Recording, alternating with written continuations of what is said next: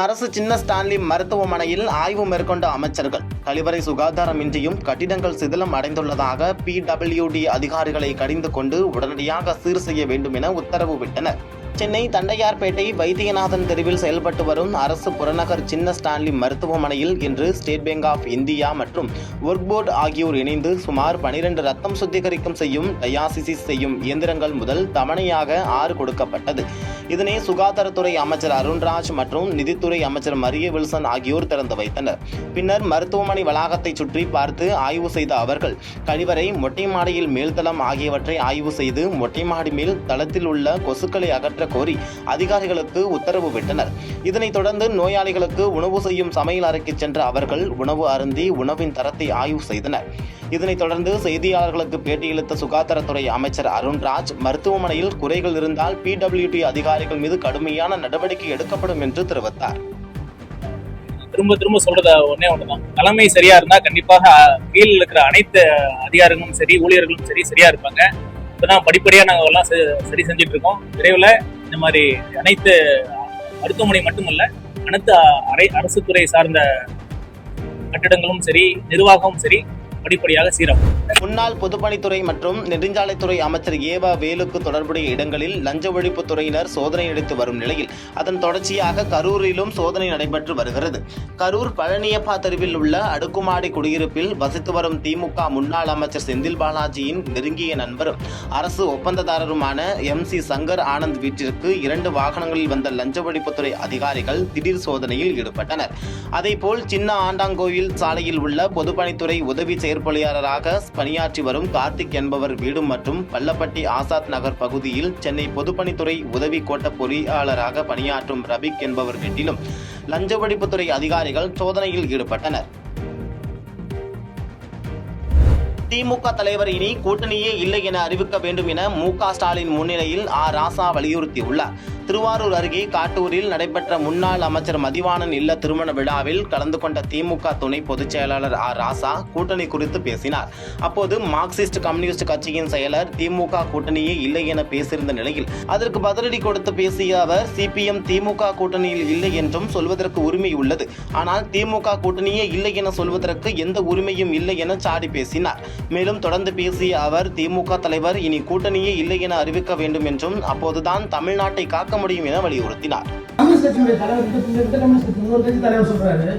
திமுக கூட்டணியே இல்லை, திமுக கூட்டணியில் நீங்க எல்லாம் சொல்றது உரிமை இருக்கு, கூட்டணியே இல்லைன்னு சொல்றதுக்கு நீங்க எல்லாம் கூட்டணி, உங்களுக்கு என்ன அதிகாரம் இருக்கு? எதுக்கு இந்த அதிக பிரசங்கம்? எங்க கூட்டணி என்ன இருக்கு? 60 இயக்கங்கள் இருக்கு, ஆதரவு கொடுத்த இயக்கங்களே இருக்கு. நேற்றைக்கு சென்னையில இருந்து வந்தோம், மீண்டும் வருவோம் தலைவா, இது கட்சிக்காரங்க நாய்மார்கள் வராங்க, தலைவா நாங்க இருக்கிறோம், உங்களை கோட்டையில் உட்கார்ந்து எங்களுடைய வேலை. இன்னொருத்தர் வந்து தமிழ்நாட்டு மக்களுக்கு என்ன ஆயிடுச்சு, கட்டமா இருக்கு. அண்மையில் நடந்த சட்டப்பேரவையில் MK ஸ்டாலின் குறித்து முதலமைச்சர் விஜய் கிண்டலடித்திருந்த நிலையில் அதற்கு இந்திய கம்யூனிஸ்ட் முன்னாள் மாநில செயலாளர் முத்தரசன் கண்டித்துள்ளார். திருவாரூர் அருகே காட்டூர் கலைஞர் கோட்டகத்தில் நடைபெற்ற முன்னாள் அமைச்சர் மதிவாணன் இல்ல திருமண விழா முன்னாள் முதலமைச்சர் MK ஸ்டாலின் தலைமையில் நடைபெற்றது. இதில் கலந்து கொண்டு பேசிய இந்திய கம்யூனிஸ்ட் கட்சியின் முன்னாள் மாநில செயலாளர் முத்தரசன் ஸ்டாலின் குறித்து சட்டப்பேரவையில் விஜய் பேசியதற்கு கண்டனம் தெரிவித்து பேசிய அவர் யாரையும் யாராலும் காணாமல் அடித்து விட முடியாது என்றும் அது ஒருபோது நடக்காது என காட்டம் தெரிவித்தார். மேலும் தொடர்ந்து பேசிய அவர் MK ஸ்டாலினை பார்ப்பதில் எந்த சங்கடமும் கிடையாது என்றவர் எங்களுடைய உரை தொடரும் என தெரிவித்தார். யாரும் காணாமல் அடித்து விட முடியாது, வைத்தியம் முடிக்கணுமா காணுங்க, எதை காணும் காணாமல் அடிச்சிட முடியுமா? ஒருபோதும் அடிக்க முடியாது, யாரையும் அடிக்க முடியாது. நான் ரொம்ப நாளைக்கு பிறகு இடையில போய் பார்க்கலன்னா கோவமெல்லாம் கிடையாது, எனக்கு எந்த சங்கடமும் கிடையாது. பார்க்கறதுல தலைவரை பார்க்கறதுல அண்ணன் தம்பியாக தான் பழகிட்டு இருக்கோம். ஒரே ஊருக்காரனாங்க நேரம் எங்களை கிண்டல் பண்ணாரு. அதுதான் என் மாநில தலைவர் ஊரை பற்றியே பேசிட்டு இருக்க அப்படின்னு நேரம் என்னை கிண்டல் அடிப்பார். நாங்கள் ஊருக்காரனாங்க, ஒரே தொகுதியை சேர்ந்த நாங்கள், எந்த நேரமும் எப்படி வேணாலும் எப்போ வேணாலும் பார்த்துட்டு பார்ப்பேன், பேசலாம், ஒன்றும் பெரிய பிரச்சனையெல்லாம் ஒன்றும் கிடையாது.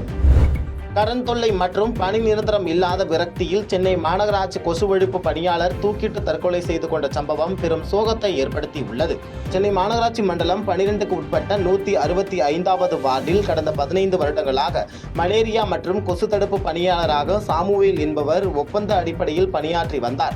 இவரது தந்தை பல்லாவரம் கான்டோன்மெண்ட் வாரியத்தில் பணியாற்றி வந்த நிலையில் 4 ஆண்டுகளுக்கு முன்பு உயிரிழந்தார். வாரிசு அடிப்படையில் அந்த வேலை தனக்கு கிடைக்கும் என்று சாமுவேல் நீண்ட நாட்களாக எதிர்பார்த்து வந்த நிலையில் அங்கு பணிபுரியும் அதிகாரிகள் லஞ்சம் பெற்றுக்கொண்டு வேறு ஒருவருக்கு விற்றுவிட்டதாக கூறப்படுகிறது. இதனால் கடும் மன உளைச்சலுக்கு ஆளான சாமுவேல் 15 ஆண்டுகளாக மாநகராட்சியில் பணிபுரிந்து நிரந்தரம் செய்யப்படாததால் விரக்தியடைந்து வீட்டில் தற்கொலை செய்து கொண்டுள்ளார். தற்கொலை செய்து கொள்வதற்கான காரணத்தை வீடியோ மூலமாக வெளியிட்டு உயிரை மாய்த்து கொண்ட சம்பவம் அப்பகுதியில் பெரும் சோகத்தை ஏற்படுத்தியுள்ளது.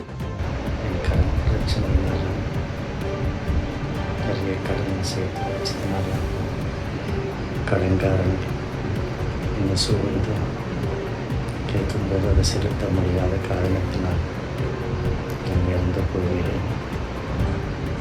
எனக்கு எங்கள் அப்பா அம்மா இருக்கும்போது எனக்கு நிறைய ஹெல்ப் பண்ணியிருந்தாங்க. இப்போ எனக்கு ஹெல்ப் பண்ணுறதுக்கான காரணம் யாரும் கிடையாது.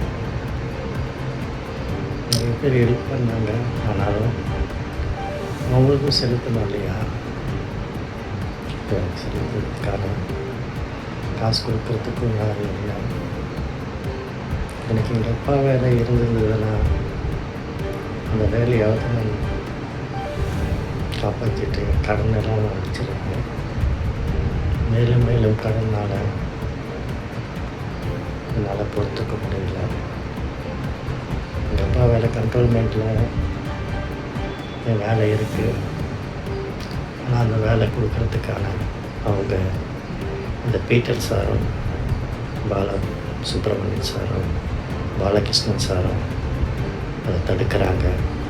செய்திகளை உடனுக்குடன் தெரிந்து கொள்ள கீழ்கண்ட கேபிள் மற்றும் டிடிஹெச் நெட்வொர்க்குகளில் எம்நாடு செய்தி தொலைக்காட்சியை காணுங்கள். பாதகம் செய்பவரை கண்டால் நாம் பயம் கொள்ளலாகாது பாப்பா. மோதி மிதித்துவிடு பாப்பா, அவர் முகத்தில் உமிழ்ந்துவிடு பாப்பா. அண்மை செய்திகளை உடனுக்குடன் தெரிந்து கொள்ள இணைந்திருங்கள் எம்நாடு தொலைக்காட்சியுடன்.